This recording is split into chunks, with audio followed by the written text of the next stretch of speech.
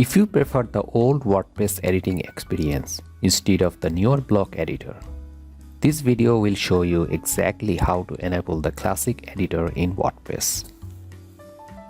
Start by logging into your WordPress dashboard. In the left-hand menu, go to Plugins and then click Add Plugin.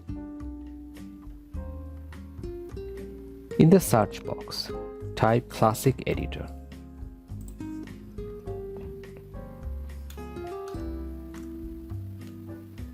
You should see the plugin published by WordPress contributors.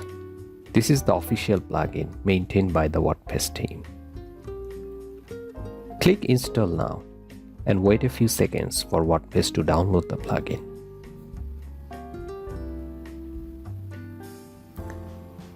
Once the installation is complete, click Activate.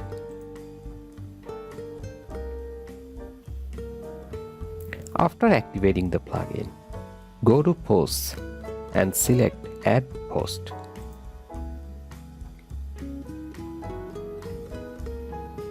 Instead of the block editor, you will now see the Classic Editor interface.